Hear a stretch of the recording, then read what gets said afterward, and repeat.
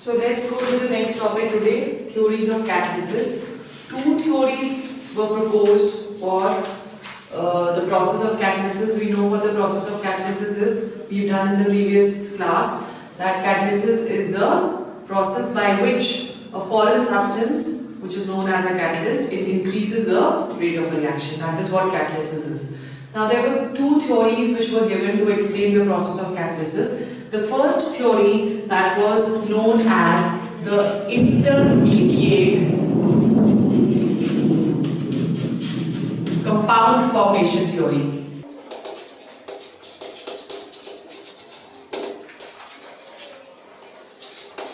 Intermediate compound formation theory. Now this theory, it gives us an explanation about homogeneous catalysis. We know what homogeneous catalysis is, in which the reactant products and the catalyst, they all are in the same phase. And an example which we had taken, that was the oxidation of sulfur dioxide in presence of nitric oxide as the catalyst to give us sulfur trioxide. So in this case, this is a gas, this is also a gas, and the catalyst and the products, they are also gases. Now this theory, it was given by Clement. Clement was the scientist who proposed this theory, and according to this theory, it is said that the catalyst, it forms an intermediate compound with the help of or with combining with reactants. So catalyst plus the reactant, that gives us an intermediate compound, right? Now this intermediate compound, that is very, very unstable. We know that adsorption is going to occur over here, okay? And we know that during adsorption, energy that is going to be released. The energy which is released, that is a little, you can say, it tries to compensate to the activation energy which is required for the reactants to go to the products. Okay? So the adsorption theory says that whenever a catalyst, it is adsorbed on the reactant or vice versa, a reactant is adsorbed on the surface of the catalyst, in that case energy is released. That energy released is compensating the energy of the activation which is required to convert the reactants to the products. Okay? So in the first step, the catalyst, it is reacting with the reactant or adsorbing on the reactant to give us an intermediate, and this intermediate, it is unstable. It will immediately break down to give us the products, and the catalyst, it is regenerated. Okay, so let's just take an example. We say that if we are doing a reaction A plus B in presence of a catalyst K to give us the product AB. Okay, so now according to this theory, one of the reactants in the first step, that is going to react with the catalyst to form an unstable intermediate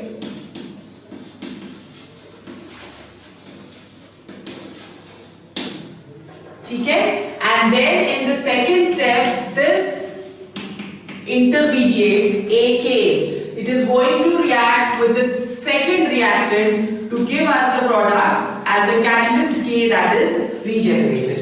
Now in these two steps, it is seen that the first step is the slow step and the second step is the fast step, right? So as a result of which, if you are looking at kinetics of the reaction, the rate of the reaction that is given by the slower step, so rate of this particular reaction, it is given as K into concentration of A into the concentration of the catalyst. So this is how the rate of the reaction that is going to be given. Many reactions, they are explained on the basis of this theory. Like for example, if we are taking a reaction between nitrogen oxide and oxygen, right? So we are taking this reaction only, the reaction which we've done over here, the catalytic oxidation of sulfur dioxide. How does this take place in two steps? In the first step, it is seen that nitric oxide, which is behaving as a catalyst in this reaction, it reacts with oxygen to give us an intermediate,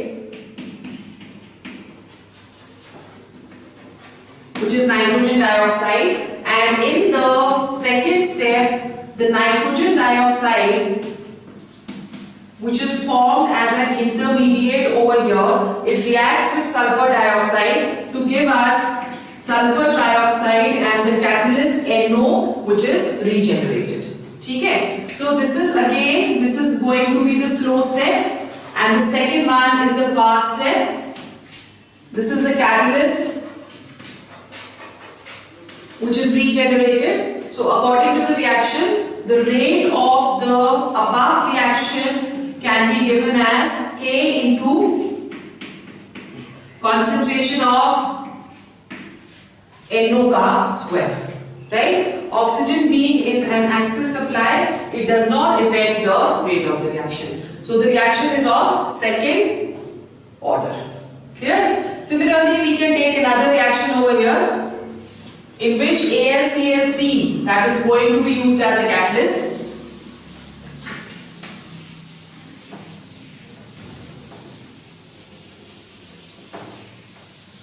So let's take a reaction. We are taking AlCl3, aluminium chloride,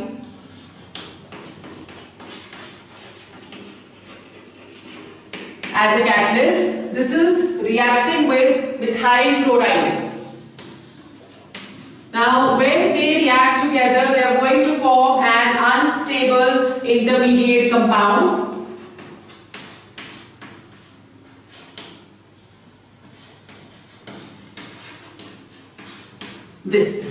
Okay, this is going to be an intermediate compound. Then this reacts with, this is the first step of the reaction. In the second step of the reaction, the intermediate compound that can react with benzene. So we have C6H6 plus CH3 positive and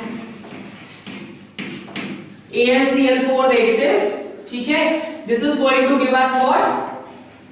It is going to give us C6H5 CH3, AlCl3,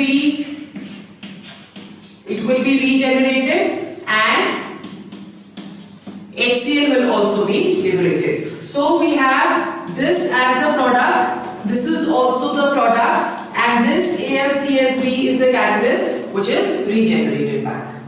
Okay, clear ho gaya? So this was basically the first theory. Then this theory you can write down. This theory explains, just write down a few pointers. This theory explains why a catalyst remains unchanged, why catalyst remains unchanged during the reaction.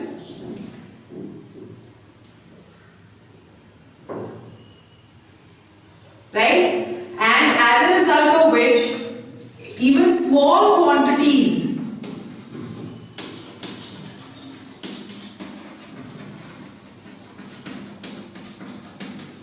increases the rate of reaction to larger extents. Rate of reaction to larger extent. Right? Although this theory fails to explain the role of promoters, which we have previously done. Promoters, they are helpers to increase the activity of the catalyst. Okay? So it fails to explain the role of promoters and the role of poisons. It is not able to, it cannot explain these two factors. Then number 3, all those transition elements having variable oxidation states,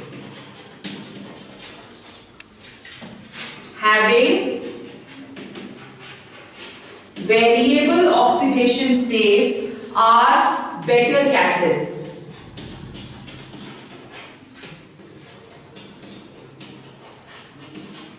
ठीक है, they are better catalysts. Like for example, we can talk of Fe3 positive, which has another oxidation state of Fe2 positive. So all those which have a variable oxidation state, they behave as better oxidizing agents. Better catalysts. Okay. The second theory which we are going to do, that is the adsorption theory. Okay. When we are talking of the second theory, which is the adsorption theory, this theory explains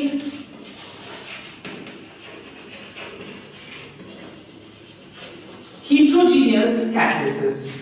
It explains heterogeneous catalysis.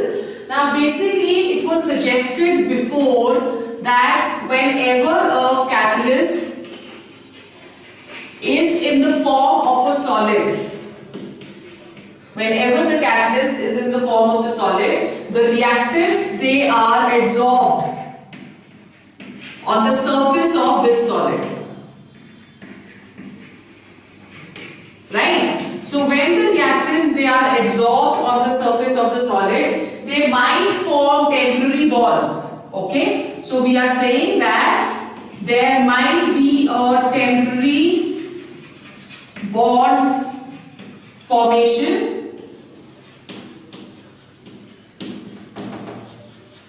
right? Due to this temporary bond formation, what is going to happen?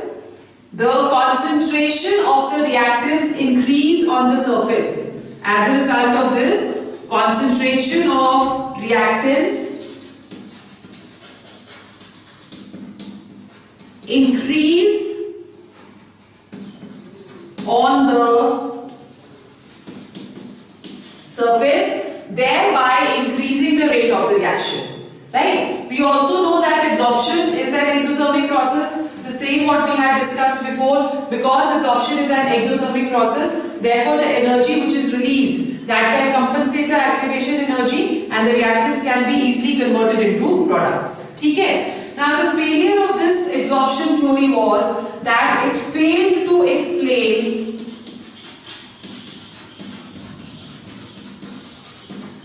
the specificity of a reaction. We have studied in the characteristics of catalysts that the catalysts, they are highly specific, which means that there are certain substances which are able to catalyze one reaction, but they may not catalyze the other one. So they are very specific in their selection, as a result of which only certain reactions they are catalyzed by some of the elements or some of the compounds. This theory, it failed to explain the specificity of a catalyst. ठीक है? फिर उसके बाद the chemical adsorption is specific. The chemical adsorption is specific.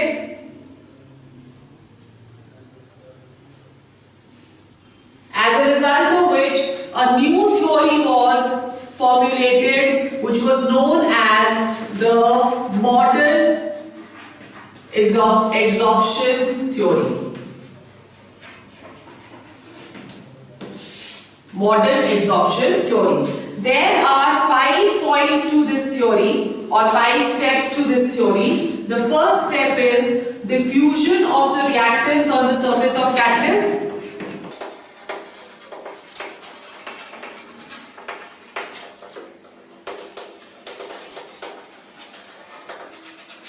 Okay? So if we are saying that this is the catalyst,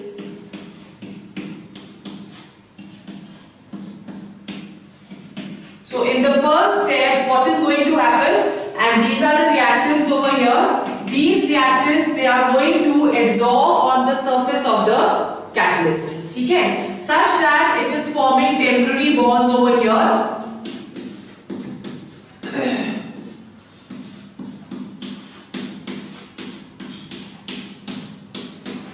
Like this. Okay, now because the concentration of the reactants that increases on the surface of the catalyst, so there is going to be reaction which is taking place between A and B, as a result of which we get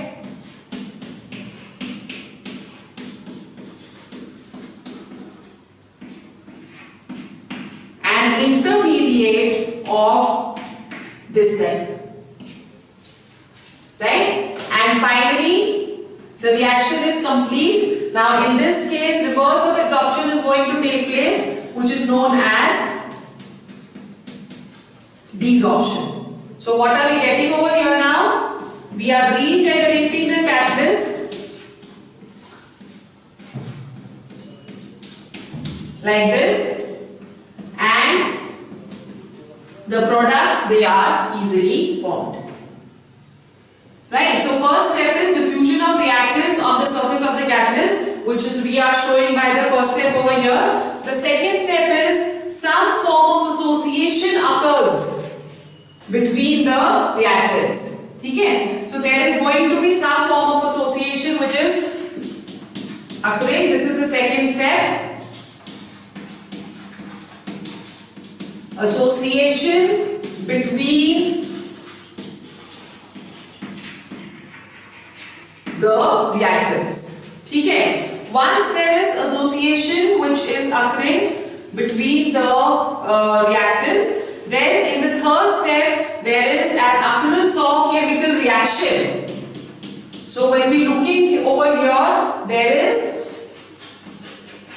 a chemical reaction which is going to take place, right? And after the chemical reaction has taken place, desorption is going to occur, right? So in the fourth step, desorption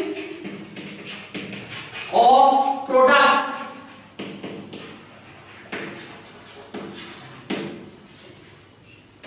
right? Desorption of products occur, and in the fifth step, the diffusion of products away from the catalyst to regenerate the catalyst. Diffusion of products away from the catalyst.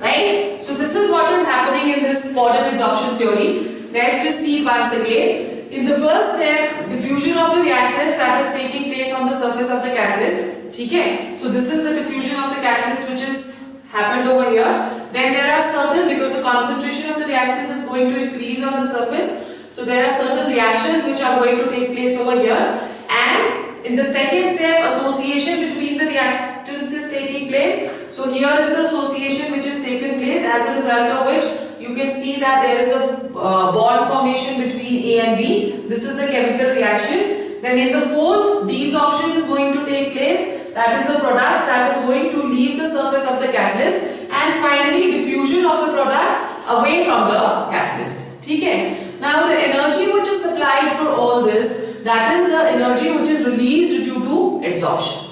Clear हो गया? Okay. फिर उसके बाद there were, in case when we are talking of this, it is said the catalyst, it is behaving as a surface for reaction of the reactants. What basically happens is, if you're taking a surface and we are trying to adsorb the reactants on the surface, those reactants, they come closer to each other, as a result of which there are certain chemical reactions which are going to take place. Now, why do these chemical reactions take place? The idea behind this was, or the theory or the reason given behind this was, that there are certain free valencies which are present on the surface of the catalyst. You can see over here that these are the free valencies which are present on the surface of the catalyst, as a result of which there is a temporary association of the reactants with the catalyst, only because of these free valencies. So greater the number of free valencies a catalyst will have, more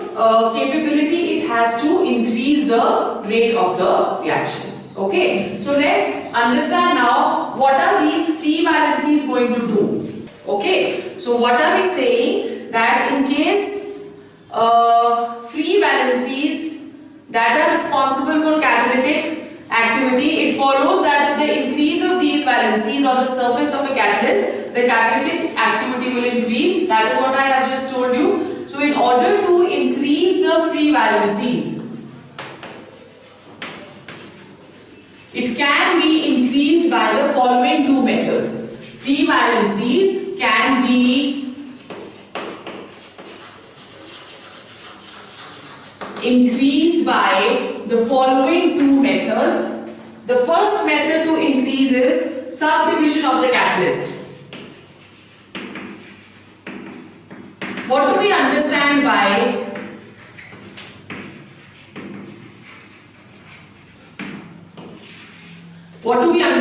subdivision of the catalyst? Subdivision of the catalyst means that the valencies increases on disintegration. When we are disintegrating or dividing any catalyst into very small parts, the free valencies, they are going to increase. And this process that is known as disintegrating, right? So that is the reason why a finely powdered substance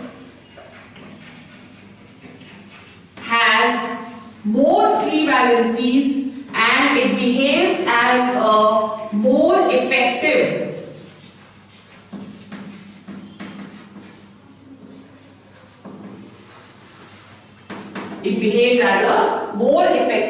catalyst. Okay, so what are we doing by disintegrating any catalyst is that we are increasing the surface area of the catalyst. If we are increasing the surface area of the catalyst, we have already studied that the activity of a catalyst, it depends upon the surface area. Greater the surface area, more area would be provided for the reactants to be absorbed and hence the catalytic activity that would increase. ठीक है? Second हमारे पास आ जाता है rough surface of the catalyst.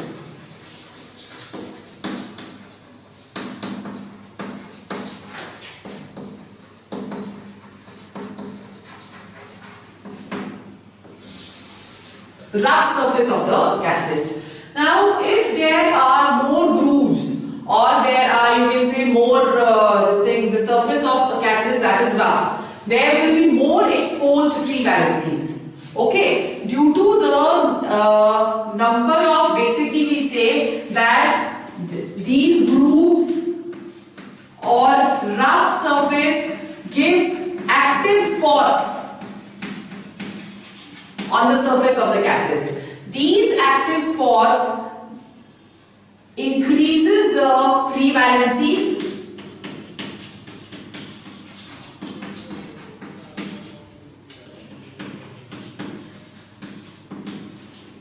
ठीक है, they increase the free valencies as a result of which the activity of the catalyst that will increase. Is it clear? Now the absorption theory. What are the advantages of absorption theory? What all does it explain? Let's just jot it down. The first advantage of the absorption theory is it explains that the surface of the catalyst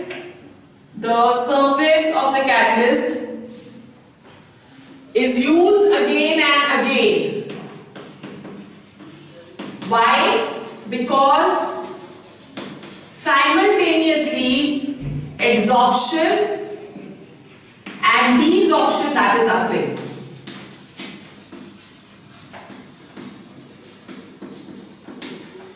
Adsorption and desorption is occurring, right? Which means that there are adsorption, alternate adsorption and desorption is occurring. So once the product is formed, that is being desorbed, right? New reactants, they are adsorbed, then again products are formed, they are desorbed. So because of this, only a small quantity of catalyst is required.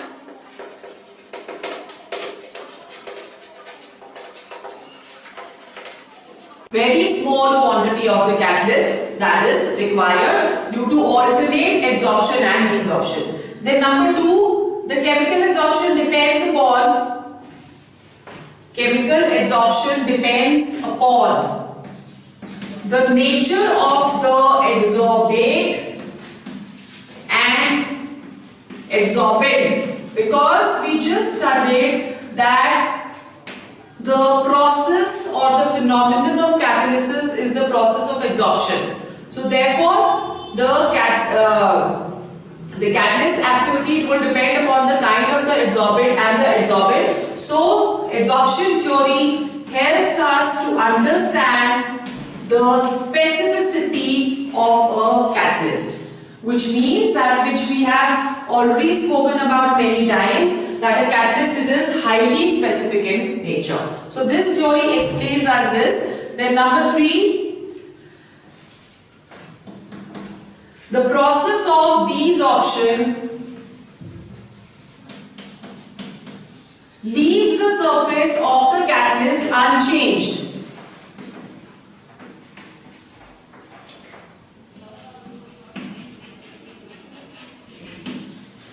Leaves the surface unchanged, that is, there is no change in the composition of the surface, neither there is any change in the mass of the catalyst. Therefore, it is said that the catalyst can be regenerated after the completion of the reaction. So this is the third point which this theory explains. Then number 4, we have just studied, as the process is adsorption, it releases adsorption energy, right? This energy is released, so this energy compensates for the activation energy, and therefore it helps in increasing the rate of the reaction. Okay? So it compensates for the activation energy and it helps in understanding the what? The regeneration of the catalyst again, or the enhancement of the reaction. Okay? फिर उसके बाद number 5, it explains the poisoning of the catalyst.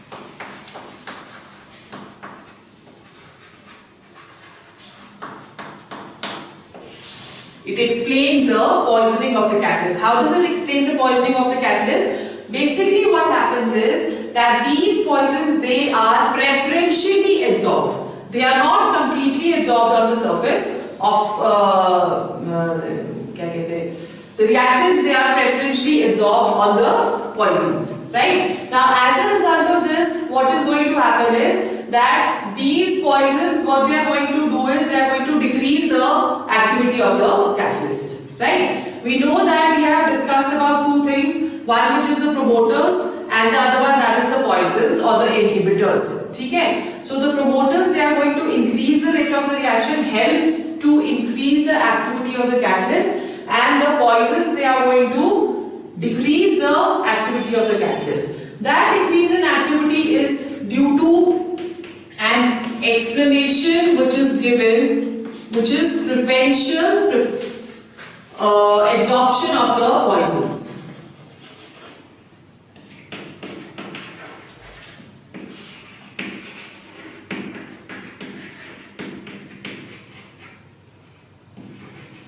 Of the poisons. Okay? And then last, promoters are responsible for increasing the rate of the reaction. Okay, we know this already. So promoters, what do? They increase the roughness of the surface.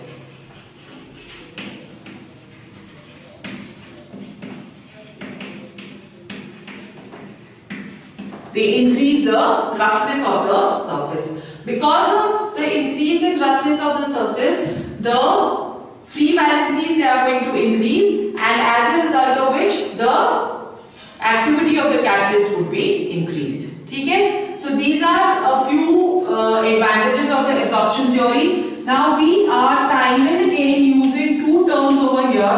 One is activity and the other one is selectivity of a catalyst. What do we understand by these two terms? Activity of a catalyst is the capability of the catalyst to increase the rate of the reaction.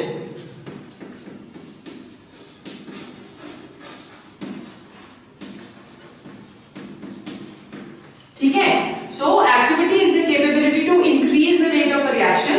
Like for example, if we are doing a reaction of hydrogen and oxygen under ordinary conditions, that is under room temperature, it is seen that no reaction takes place.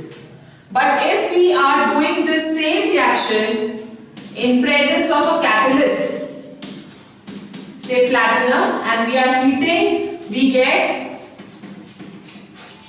water as the product. So this is the activity of the catalyst, that is its tendency to make a reaction happen or to increase the rate of a reaction. The second is selectivity of a catalyst. So what do we understand by selectivity of a catalyst?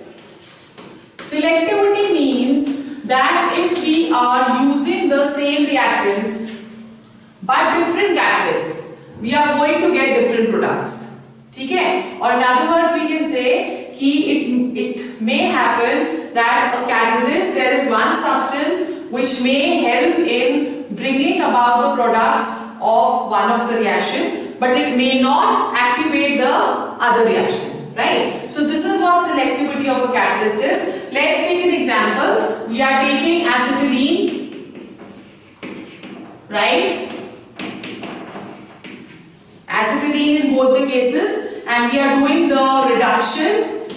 So you can see over here that the reactants in both the cases, they are same. In the first reaction, we are using catalysts like platinum, palladium or nickel, either of the three, and the product which we are getting over here is ethane. In the second case, we are using palladium in presence of barium sulfate, and we are also using a poison over here, either sulfur or quinoline, either of the two, and it is seen that the product which we get over here, that is ethene. So this is ethane and this is ethene. This is known as selectivity of a catalyst. A catalyst may give a new path to the reactants altogether to give us new products. ठीक है? Clear हो गया? Okay. फिर उसके बाद we come to a very very important topic, which is acid-base catalysis. This topic is generally done in your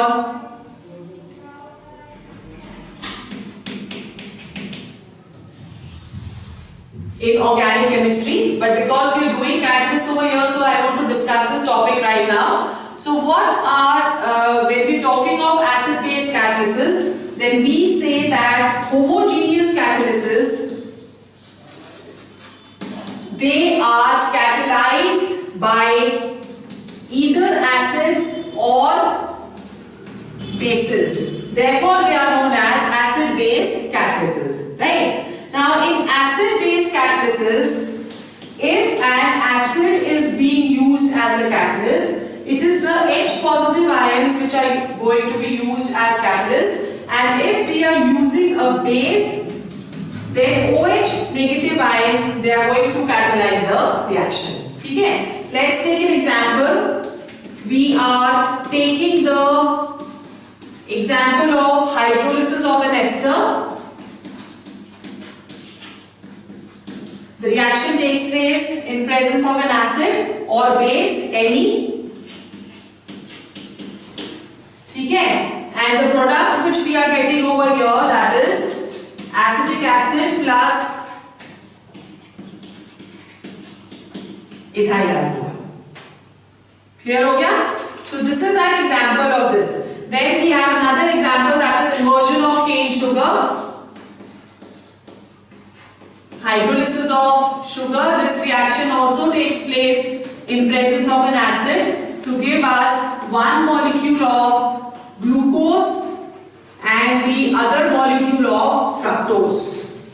Okay, this is also an example. Now basically when we are looking at the mechanism of these reactions, what is happening? So let's just understand mechanism of both acid and base catalysis by taking one example each. Okay, now in this case we are first taking the example of this in presence of an acid, that is hydrolysis of an ester in presence of an acid. When this is taking place, over here we have CH3C double bond O, C2H5. Right? Over here this has a pi electron cloud, so this bond can shift over here. This first reacts with an H positive. Because this has now 6 electrons over here, then hydrogen can easily go and attack at this place, right? Such that we are getting an intermediate over here, CH3 COH.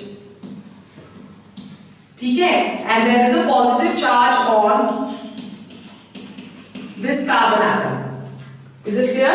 There is a shifting of the pi electron clouds taking place over here, as a result of which there is going to be a positive charge on this. Now this reacts with water. This is the second step which we are doing over here with water. When this reacts with water, water can be written as this. There is a positive charge over here, so this can attack at this point. Okay? Such that what will we have now? CH3COH. ठीक है? और ये इसके ऊपर attack करेगा.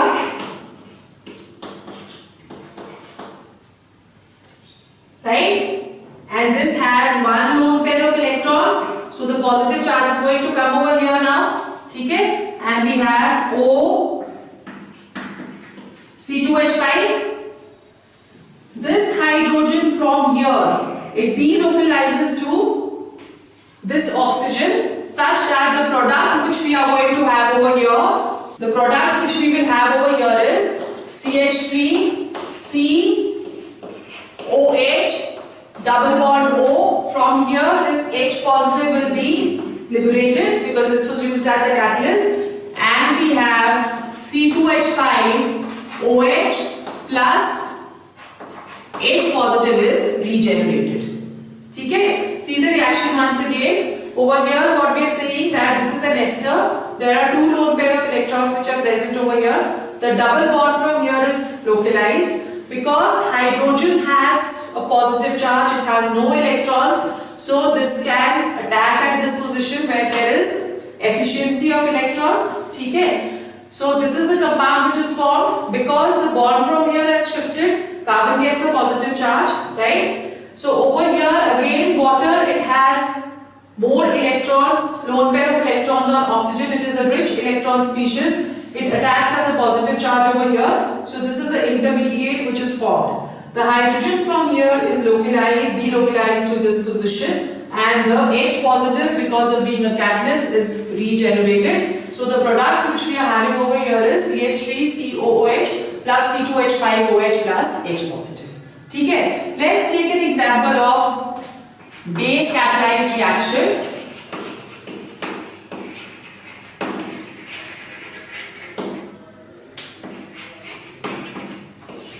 Base catalyzed reaction. In order to take a base catalyzed reaction, we are taking a species NH4NO2. This has to be converted to N2O. This is our reaction, N2O plus H2O. Okay? Now how this reaction it is carried out? In this reaction, first reacts with OH negative, right? So OH negative के साथ जब ये react करता है, it is going to take from it one hydrogen from this place. So we have NHNO2 plus water. Okay. Now this NHNO2, that is going to bear the negative charge now, right? And in the second step, NHNO2 that reacts with the acetate. Basically we are using acetic acid as the catalyst over here. So now this CH3COO negative in presence of OH negative, of course.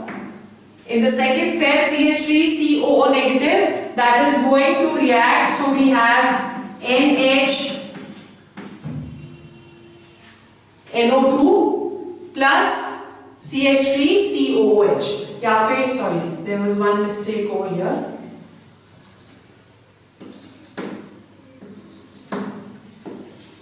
This is what we are going to get. Okay? So this NH2NO2 that is going to be converted into NHNO2 plus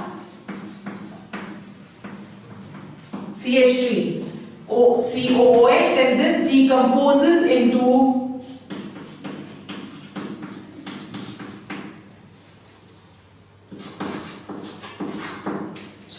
OH negative. Decomposes into OH negative. Okay, so let's see the reaction once again. In the first step we have this. It's reacting with OH negative to give us H2O and NHNO2, right? Then this is going to react with this CH3. This abstracts and proton, a proton from here to give CH3COOH, and this then decomposes into N2O and OH negative. Okay, so this is an example of base catalyzed. We would be doing these examples in many of the organic reactions which we are going to do in organic chemistry. Okay, so for today we will do till here.